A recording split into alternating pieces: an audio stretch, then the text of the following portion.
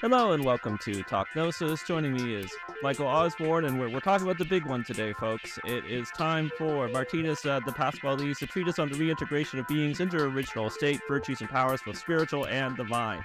This is a book, actually, that I've been talking about on the show for years whenever Martinism comes up. Michael and I have talked about it and the myth that is contained within it in different forms in some of our past shows. So really excited to talk to you about this very important, fascinating, moving, incredible book, Michael. I also want to thank you again for doing this translation. I first started becoming, we do sort of in many ways, if you're an English speaker and reader, live in the golden age of Martinist texts and Martinist information, thanks to people like Michael. But, I started becoming interested in Martinism a little over a decade ago. And, even then, the copies of the treatise, the famous one was this smudgy, poorly translated, typewritten, scanned version. So that was my first introduction to the text. And finding a good translation, I had to, even in the digital age, I had to jump through quite a few hoops to track down a copy of Trevor Stewart's translation, which has now been out of print for a long time. So you're doing a great service to the community, to Martinists, to people who watch this show. You should read this book because you're watching the show, because it's you're really going to get a lot out of it. So all that said, we were talking off air that my first question is an enormous question, so we're going to do our best. Michael, who was Pasquali? That's the largest question since the other one you asked me in the previous show about what we were and who we are and what we're becoming.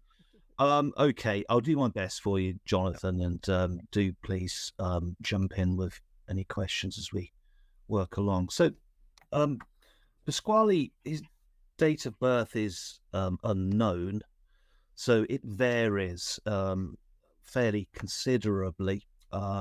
But most people are sort of settling around that he was born in the sort of 1722 period, but it could have been earlier still than that. We know that he was the son of Don Martinez de Pasqually of Alicante in Valencia, or at least some researchers have pointed that way, who was reputedly a minor nobleman and cavalry officer who held a Masonic patent delivered by King James III of England. This is the king that was born in, I think it was Buckingham Palace, and then smuggled out when his father, James II, was toppled from the throne for being a Catholic. So he was called the Old Pretender. He found a home in France, and Scottish Jacobites, English Jacobites for that matter, as they were called, would rally to that Catholic cause for the true king, and regiments were formed, and over time they took in different nationalities. So the Pasquali family, they may have lived in Bordeaux, been involved in trade and commerce and things of that nature, and some of the sons would have joined up to fight for king. And being a French cavalry officer at that time would have been a prestigious job to have had, with a lot of quiet periods as well. So it appealed to gentlemen quite often. So Louis Claude de Saint-Martin, for instance, was a cavalry officer for some time, and that's how he met Pasquali, and so on. Now, army certificates, they attest to Pasquali and a brother having served in the King's Regiment of Edinburgh Dragoons till at least 1747. So as a young man, he may well have been involved with that. There's conjecture, as I mentioned, that he was originally Jewish. He did apply for and obtain a Catholic certificate, probably so he could get his sons christened in church. And interestingly, and we don't know whether it actually relates to Pasquali himself, but there are minutes in the Dublin Lodge, number 26, which refers to Martinez de Pasqually and another Pasquali, perhaps the brother, as attending that lodge in the 1760s. and being initiated into the rite of perfection there. Now that fits in with the strong commerce of Bordeaux as well, which traded a lot of wine and other goods to cities like Dublin and London and so on and so forth. So there is some coherence around all of that, but all of these facts I've given you can be disputed. Now, he's believed to have been actively involved in the Jugé, and in 1760, his regiment arrives home from Saint-Domingue, and he begins to attend Masonic lodges and actively recruiting to this mysterious order that he has established, the Elu Cohen. A.E. Waite, if I can quote from A.E. Waite, it's quite interesting actually, because the whole idea that Pasquali had some sort of anterior, or rather there was some sort of anterior order underpinning what he was up to, i.e. he had support, it's quite fascinating actually, and it probably explains why this was so successful anyway, his introductions, for instance, so on, that he'd have needed. Waite says, the possibility remains that Martinez de Pasqually acted under the direction of an anterior order, namely the Rosicrucian, with whom he claimed an affiliation. When he first appeared in Paris, it was in his capacity as a member of that mysterious brotherhood. Was this an honest claim? We can only decide this question indirectly. But Waite, of course, is always at pains to emphasize the sincerity of Pasquali anyway. So he mentions this really to sort of flag up that in all likelihood he probably was a member of some anterior order, as was his father. Now, his father, of course, was, where are we? His father was a deputy Grand Master, for instance, with the ability, with the charter to establish lodges, which he passed on to Martinez. Okay. Now, Pasquali's doctrine, his teachings are influenced quite heavily by Old Testament theology and views and things of that nature, which again sort of suggests that perhaps that he may well have had Jewish origins. His treatise, which was written sort of between 1770, 1773 and so on, was a gradual process. So he was working with a number of secretaries on this document, okay, on this book. What he wants to do, what he aims to set out from the get-go, is to write essentially a commentary on the Old Testament from a specifically Elu-Cohen perspective. So the book is intended as a training manual, if you like, for his more senior adepts. So it's likely that the treatise was only made available to men who have at least reached the Roquois degree. And did he write it? I'm sorry. And did he write it close to the end of his life? Was he giving these teachings orally, or did he have a draft or a chunk of it before, when he was doing the Elu-Cohen work? Or well, yes. I mean, he died in 1774 towards the end of that. So if he was born in 1722, so he was only in his 40s. Probably died of yellow fever, which is what most Europeans died of in Saint-Domingue, which is Haiti. Obviously, it's malaria essentially, isn't it? Yeah. So he was cut short. I think he did dictate it orally. I think that's the whole point. You can sense that in the style when you read it of his actual writing. It's almost as if he is speaking it. And I'm sure that's the case. I mean, a lot of French speakers will tell you that it's not very good French, for instance, that it's not his first language. And I'm sure that's probably true. That doesn't bother the English speakers, of course. We don't care about that. Yeah. So we can't sort of throw that criticism at him. It's a bit like Fournier in that regard. Now, he had a couple of secretaries, at least two. So the Abbé Fournier, Pierre Fournier, and Saint Martin. But the point is that when his adepts got to Roquois or so on, then he would ask them to actually write down the manuscript themselves. So it's a way of learning it. Yep. Now, that's a monastic way of dealing with things, actually. We may have acquired that from Fournier as an idea. Okay, so they would write it down, and that sort of, when you transliterate any document, a bit of yourself comes off on it, and that does explain why there are a number of versions, I'm sure, out there, which have many differences, slight differences. It's a bit like the Bible in that regard. You know, there's more than one text. In fact, there's more than one version of a Shakespeare play, isn't there? Yep. Any schoolboy will tell you, you buy the wrong one and you're in trouble in class, aren't you? Yeah. Well, that's why that happens, for that particular reason. Well, he lost Fournier as a secretary when Fournier decided to sort of become a tonsured priest in Paris, and enter, I suppose, his uncle's Augustinian priory, for instance, or whatever was going on. And Saint Martin stepped in, and the style, the editing style of the two is very different as well. Fournier, despite his own treatise, is shorter, more to the point, and Saint Martin is more flowery and longer and descriptive. So, but again, that's probably because they're writing this down, and also maybe Pasquali was dictating to them at a busier time or less busy time in his life. Yeah, we just simply don't know. But he lays out his cosmogony in it, and cosmology in the treatise, and it focuses largely on the condition of man and how it came about, what his original state was, where we are now, and where we hope to be.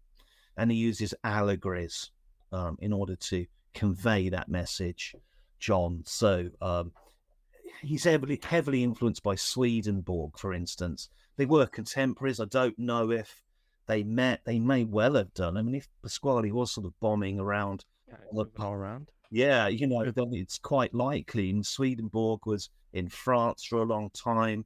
He was in England. It's quite likely that they may well have met, but he was influenced by him anyway. And Swedenborg's main point really is that the Christian scriptures are allegories. Yeah, they may have happened, these events. He wasn't going to argue with anyone over it. Well, great. If they did, wonderful. But they're allegories. There's a spiritual meaning and message in the numbers and the descriptions. And for Pasquali, he's got his key Old Testament characters, Adam, Abraham, and Isaac, and so on, and Noah, and the like, Moses.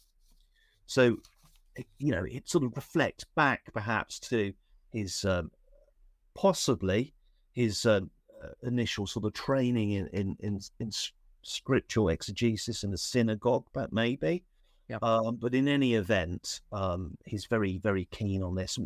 And the other point is, of course, he dies in 1774. He goes over to collect on inheritance, possibly, or deal with some business affairs for the family, if they were traders, which is likely, in the West Indies. So the book isn't finished. He doesn't get to dictate the whole of it, and we don't know if it would have covered the whole of the New Testament. We don't know if it would have covered the New Testament. Yeah. What we've got, what it suggests, is a commentary on Genesis for the most part, but he goes outside of that anyway when he talks about King Saul right at the very end. Yeah, exactly. Yeah. And I think, too, for, I mentioned this in the notes, for his possible Jewish background, I mean, not just in Judaism, obviously in Christianity as well, but, there's a really long history of doing creative rewrites of the Pentateuch and the Torah, right? You have Midrash, where you're both commentating and actually rewriting and maybe putting in some additional stories, as well as Kabbalistic commentaries on the books where things are completely reinterpreted. I think of Philo of Alexandria, who basically did a rewriting commentary on the first 5 books of the Bible through a sort of mystical Platonic lens. He talks about Cain and Abel as being being allegories for the soul, right? Yeah. So Exactly. Christians do this as well, but it is a very mystical Jewish way of thinking about these books. Yes, it is. And also his system is unique. You know, his cosmology is unique, and his cosmogony is unique. There are things that are similar, but nothing that's quite one to one. But you can sort of see some Kabbalistic influence there, which again doesn't mean that he was Jewish, but you know that there's some similarities to other forms of Kabbalah out there, which again makes me think that perhaps he has some contacts with these streams. There's a lot of influences. Yeah. I mean, you mentioned Philo, focused on the Neoplatonism, and of course the Zohar is Kabbalistic. They sort of essentially taking allegorical views on this. But you have Origen from the Christian tradition who's doing exactly the same thing as well, the Old and New Testaments as well. Yeah. So yes, it is both Christian and Jewish, but you're right. There is a strong, particularly with the Midrash and the Talmud and all the rest of it. There's a very strong Jewish tradition of doing this. And I think that's the background that this stems from, actually. I mean, don't get me wrong, the Treatise is a profoundly Christian book. You know, he does recognize Christ as the Messiah without any shadow of a doubt, but he thinks that clearly, something's gone wrong.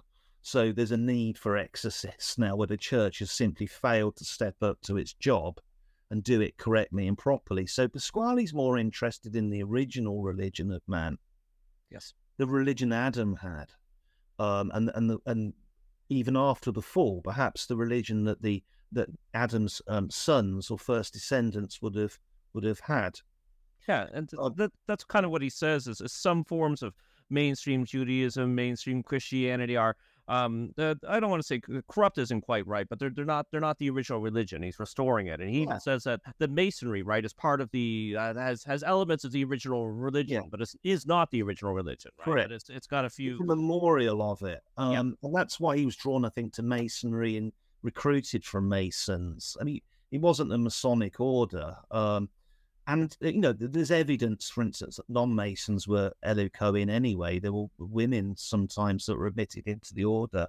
So he wants to get back to this original religion because that contains a code or a key that enables us to improve our lot here, get closer to God, and start the journey for reintegration.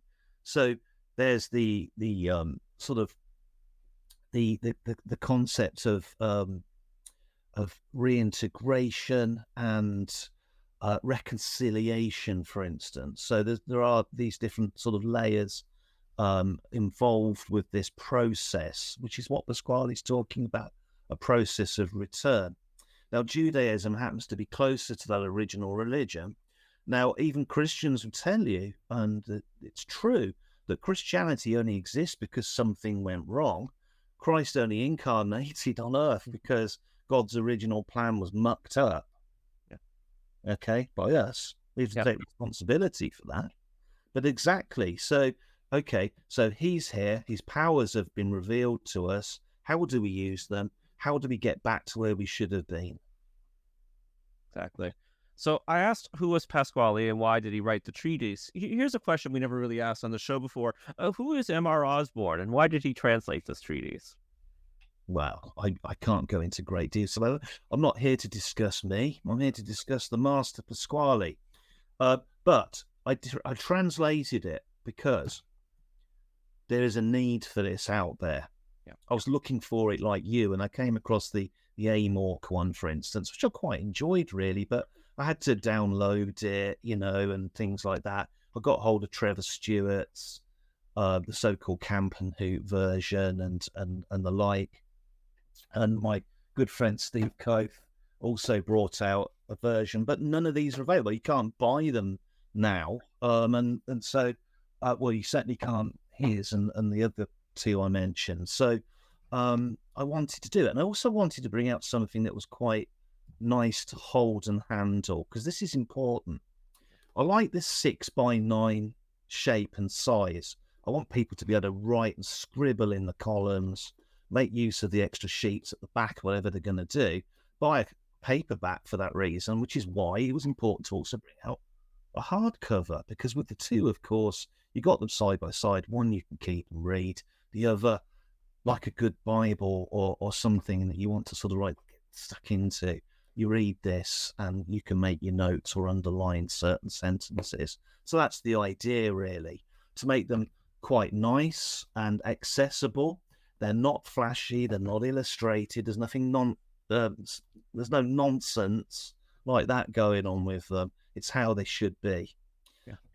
And yeah, that was the idea. And to make it available, it's not a commentary. I'm not getting involved with commentaries and versions and whether or not the certain orders of the Elu Cohen may or may not agree with a particular line I've taken in choosing a text. I've gone from the heart with this, and I've relied on a couple of the key contemporary manuscripts that are available, synthesized this, and I've produced something that's is actually well received by the majority of people. They find it readable. It's a little refreshing actually now to actually be able to read Pasquali in a more accessible way, because that wasn't done before. People have translated it into English, but they've tried too hard to keep to the sort of stumbling French.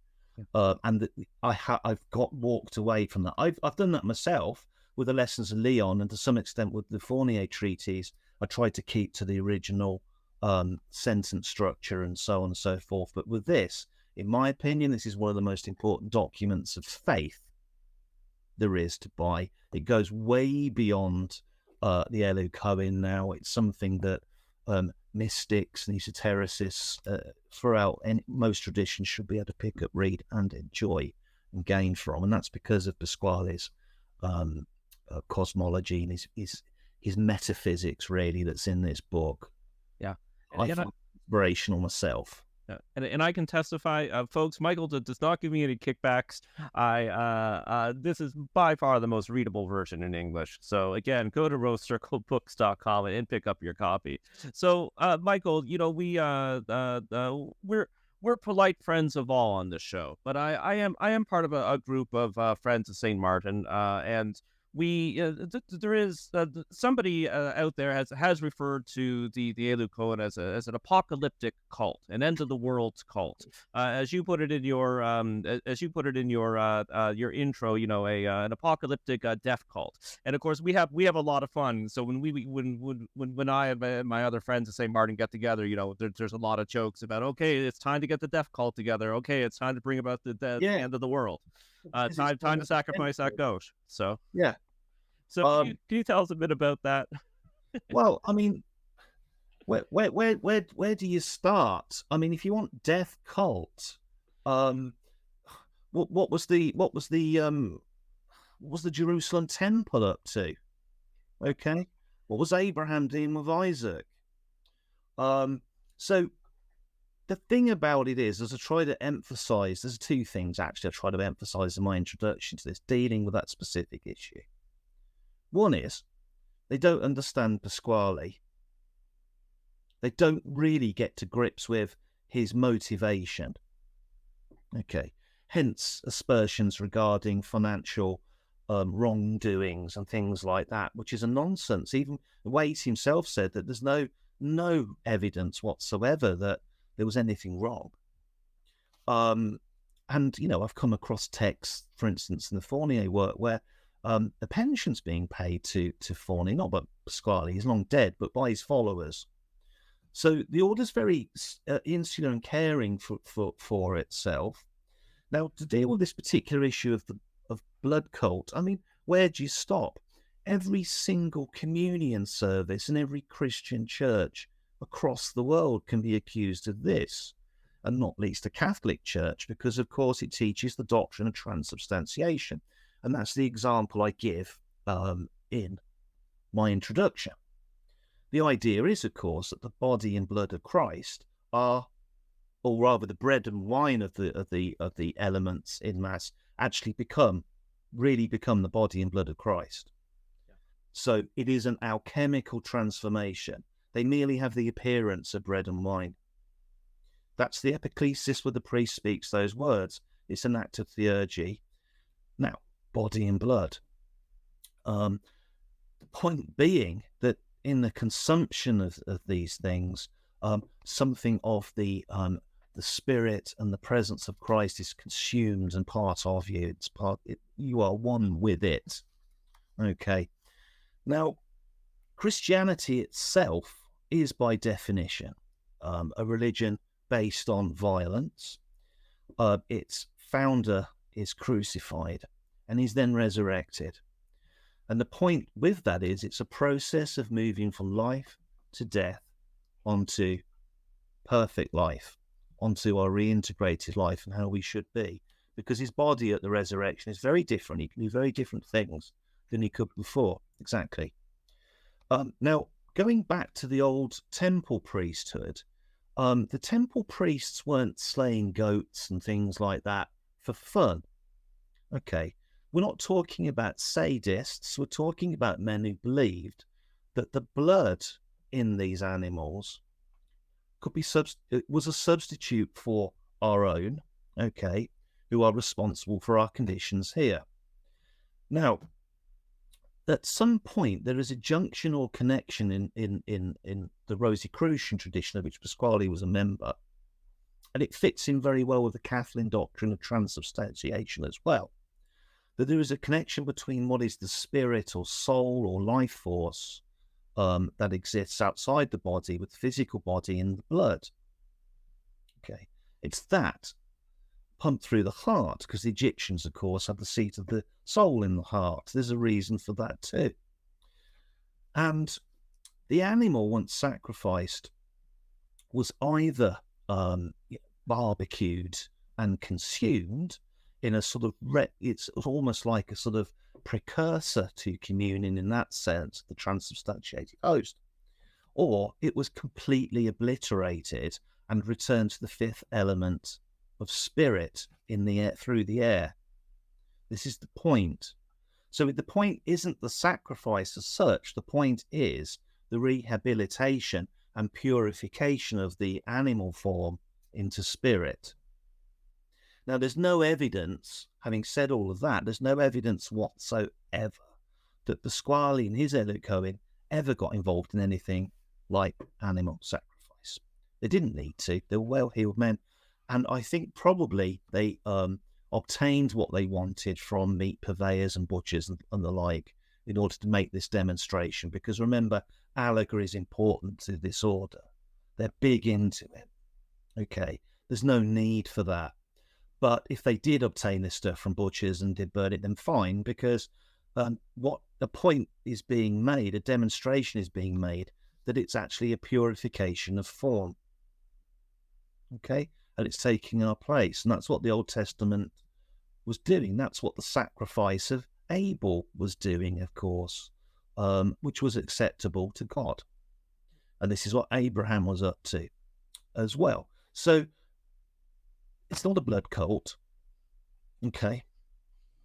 And what it is an attempt to return, as we said earlier, to this original religion, to get us back as close as we can be, allegorically, perhaps spiritually, yes, mystically, certainly, in order to engage with the power of the incarnation of Christ, in order to set us back to where we should be. So Jesus comes into the world in Pasquali's system to take the place of Adam, who failed, to take the place of man, and is pointing us back to the original religion. And that's why he, of course, tackles the Pharisees on things like the law and things like that, and falls foul of them, precisely for that reason, because the law came as a consequence of the fall, and it isn't needed any more than Christianity would be, for that matter, or Judaism. It isn't needed if you go back to a point early enough.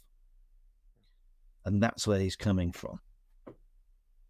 So, again, an enormous question, and again, I can break it up with some clarifying questions or what have you. But I think when a lot of people think of the book, and maybe even a stereotype or cliche of the book, which we'll get into, because it is more than just the first couple chapters of Genesis, is the beginning, is the creation, is the part of how we got here. So, we have talked about the cosmogony, the story before, although I don't think we've ever completely kind of laid it out. So I was wondering if you can do that with us, if you can tell us what the book is also sort of a prequel to the Bible as well, right? It's it's what happens before Genesis and during Genesis. Yeah, it's episode 4, isn't it? Exactly. Yeah.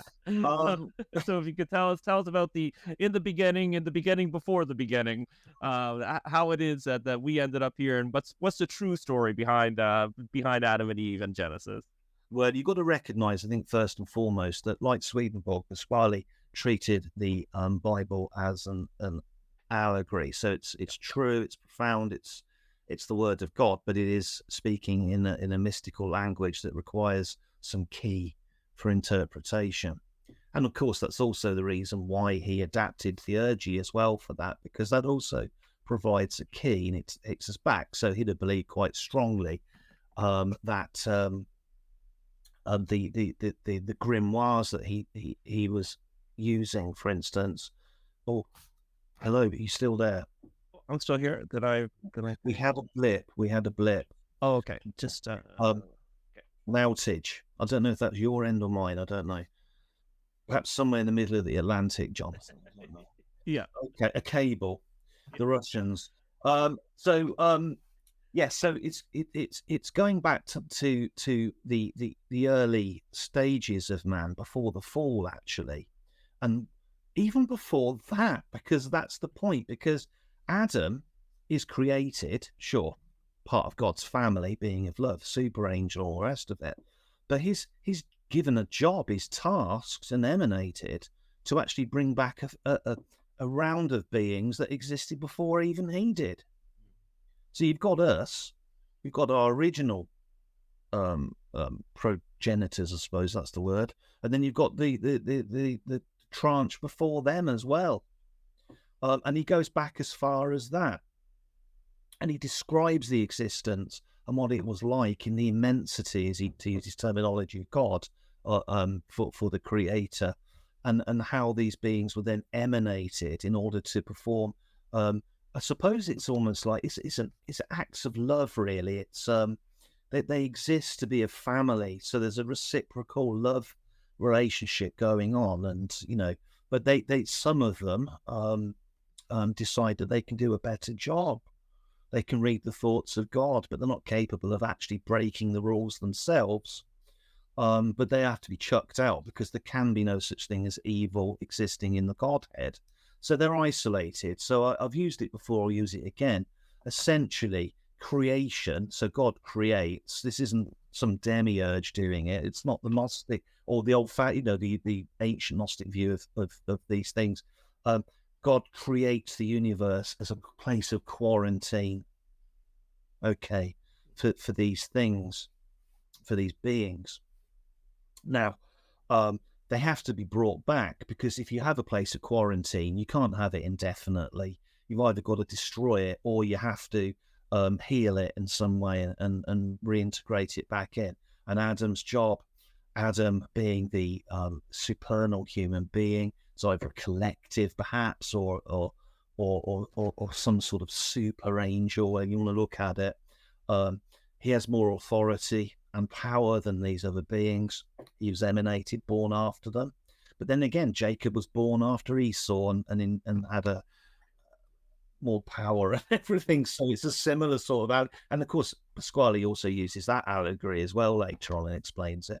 But anyway, so man appears, and his job is to bring them back to, I suppose, mete out justice and whatever is needed in order to reconcile these things who God wants back. He loves them. He loves them and he wants them back. Yeah, so, yeah, it's important to recognise that. Yeah. And in fact, the Abbé Fournier in his treatise mentions the fact that man's in a worse condition than them, because we went one step further than even they did. We succumbed. Adam then was tricked into, this is the treatise of Pasquali, tricked into trying to create his own world and everything, and it just became a hardened, to use that word, vibration again, became a sort of a lower vibrational version of spirit, and that's the sort of the material cosmos that we're trapped in here. Now, there's nothing unorthodox, I would add, in any of that teaching. Okay, you can reconcile that with Catholic small c dogma There's nothing wrong with that. Now, sorry, just to interrupt for a moment, and again for reconciling, which again I think for many people who might have a more traditional Christian background, that might sound heretical, might sound out there, might sound whatever. But but I also think of like Kabbalistic Judaism, which is right in the heart of Judaism, right, and has had some similar interpretations. So there's completely Orthodox, even ultra Orthodox, even even the most Orthodox Jews that you can be that would have kind of similar interpretations of the creation story. Not exactly the same, but similar. Very similar. Yeah. Very similar. Yes, exactly. No, I couldn't agree more. I think again, it's the problem the exoteric church has is the challenge to its authority. Yeah. And I've always said that mystics, if they're not out to sort of harm it in any way or cause some sort of conflict in that regard, would be tolerated. St. John of the Cross, Padre Pio, for instance, more recently. They're there, aren't they? I mean, but they're very quiet and individual, sort of segregated, aren't they? Sometimes as well. Madame Guyon, for instance, I mean, she got into trouble, but they tolerated her as long as she went to ground. So yeah, there you have it.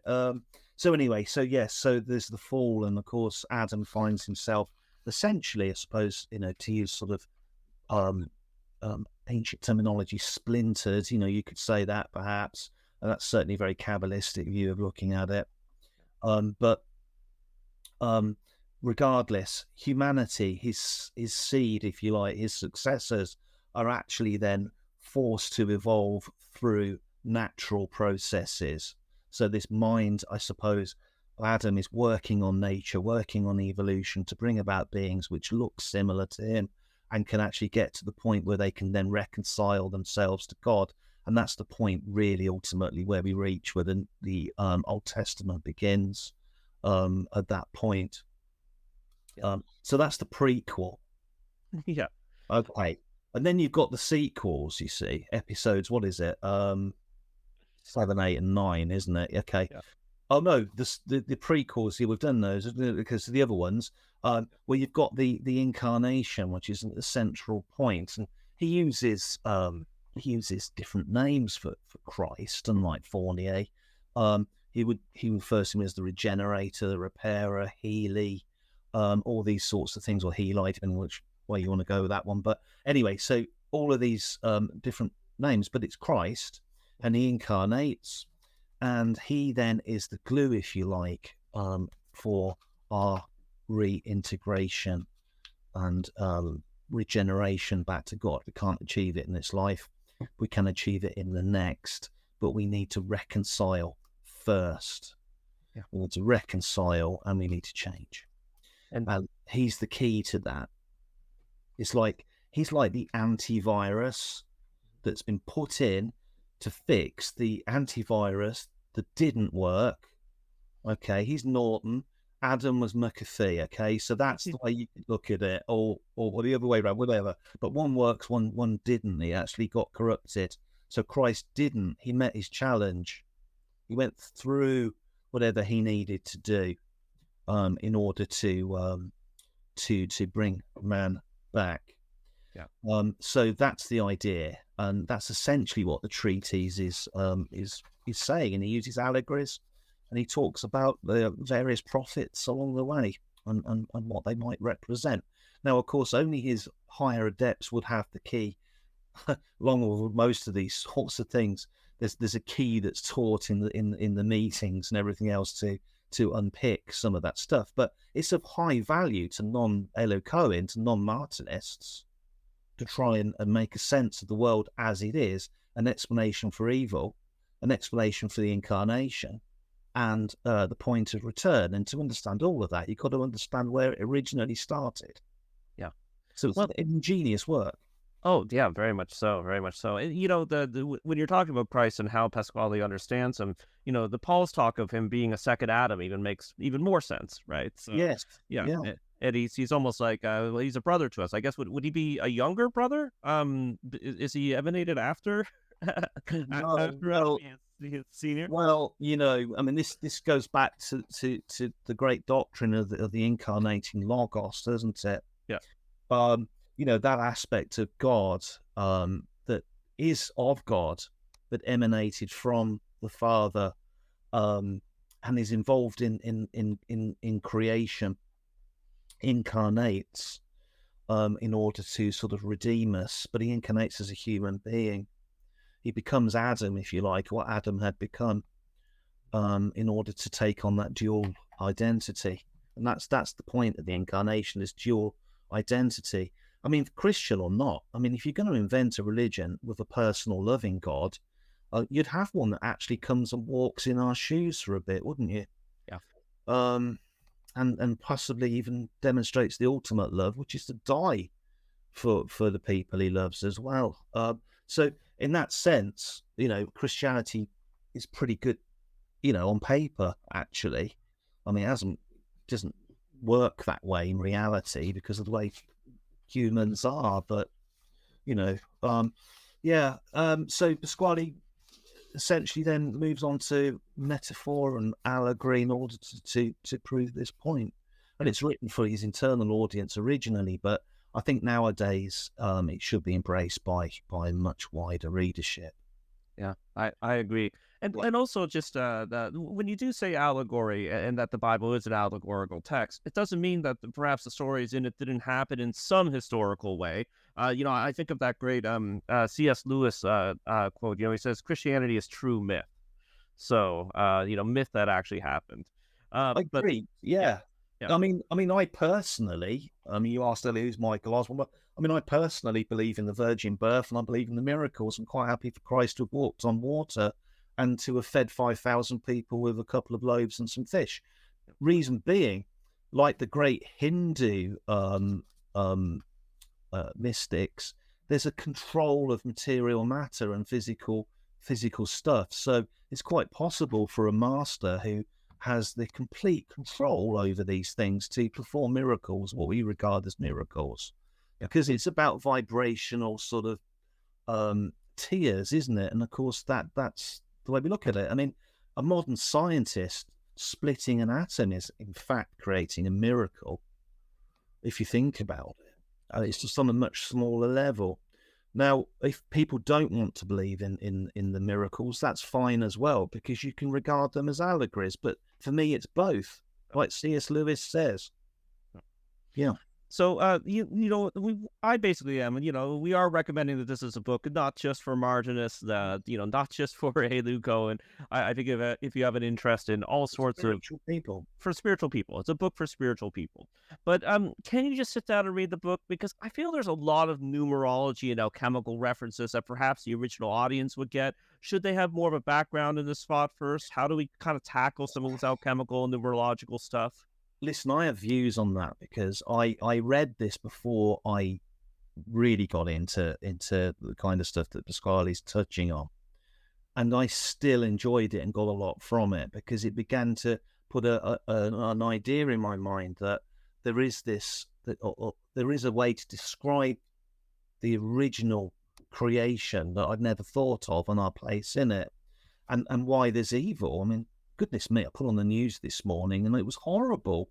So we all live in that sort of context, and a lot of people go, there can't possibly be a God because of suffering and the way it is. But in reality, of course, there is suffering because of the way creation exists, and it exists because of what's happened. So it is for spiritual people. And I think that there's a good deal to be taken out of it, even if you don't fully understand everything that he's saying in it. Okay, because that comes later. So if you're interested, you join up, eventually, and then you can be given the keys to unlock the text more fully. Yeah. More fully.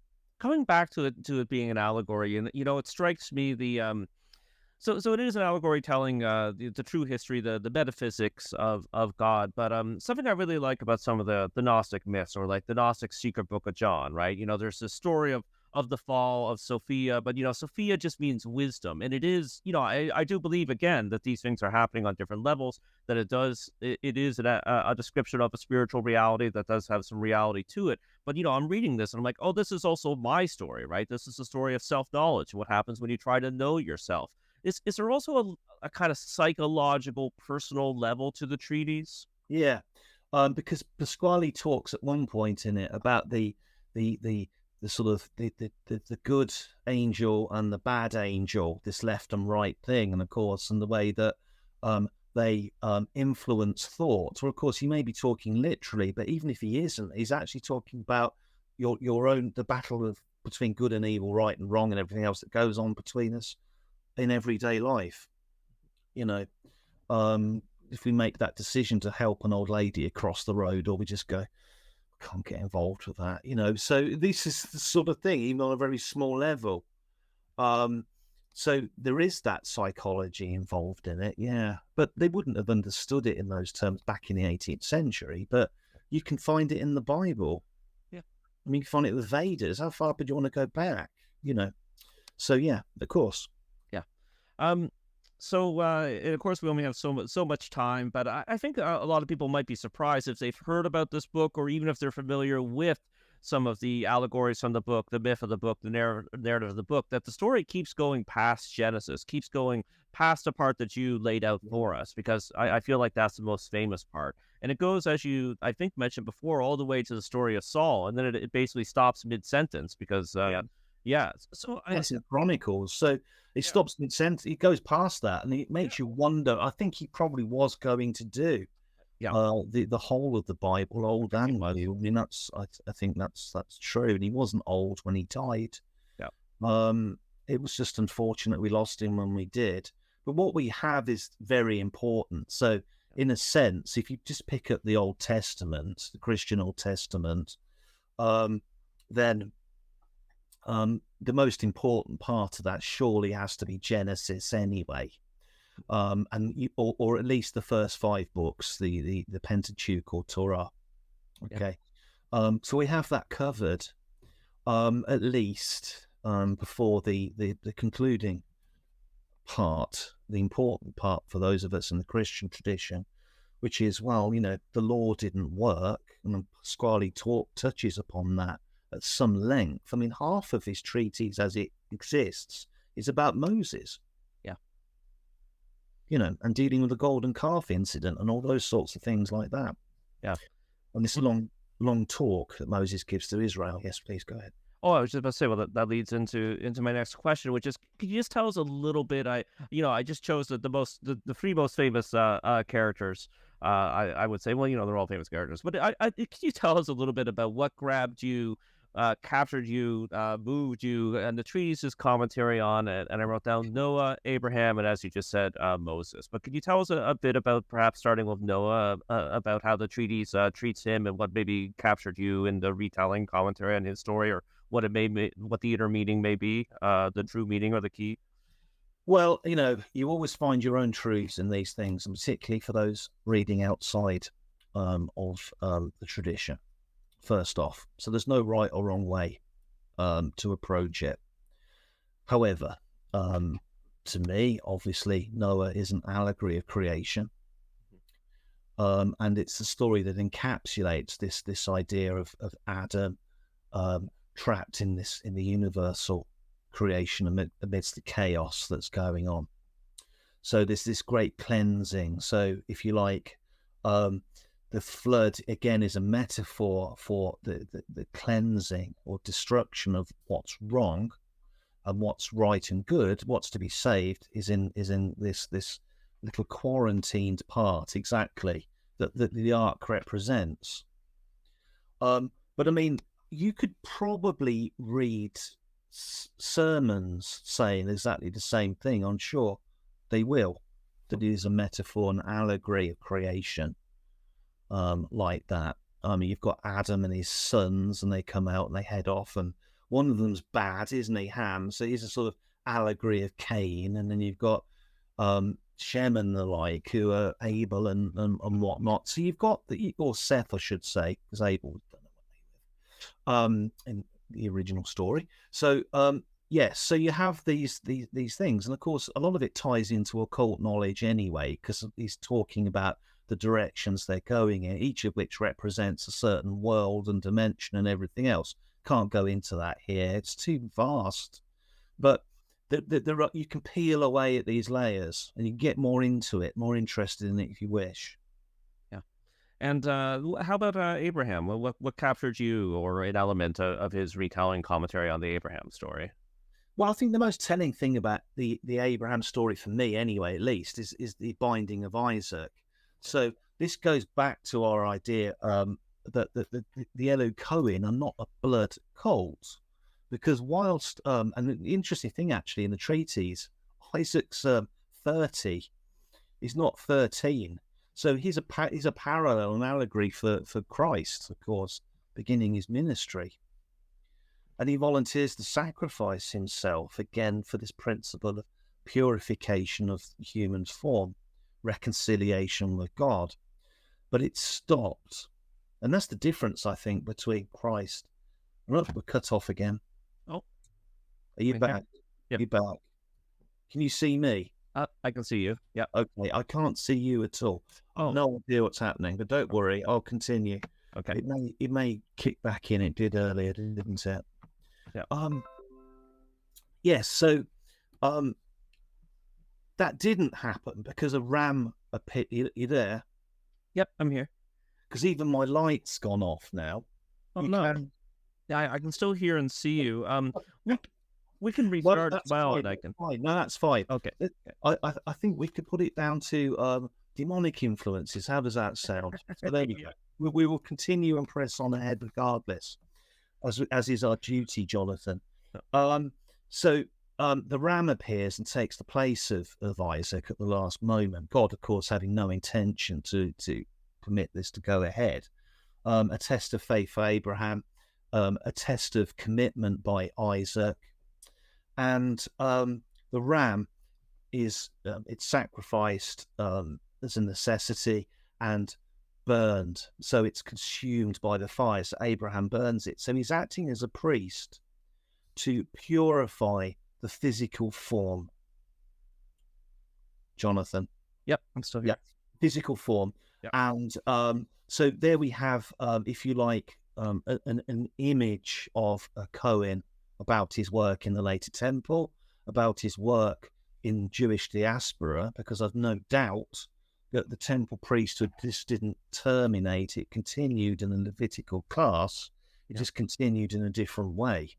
Yeah. And then on through the centuries until such time as Pasquali or whatever his school was decided to Christianize it. Yeah, that's also a really good point too, because when you read or practice, but when you read those koan rituals, particularly the ones dealing with the topics that you're talking about, they do read like primitive Judaic. They're very unique. They're very different from other things, and they seem and feel very ancient and old. And to the point of where there really does seem to be a continuity that's not coming from books.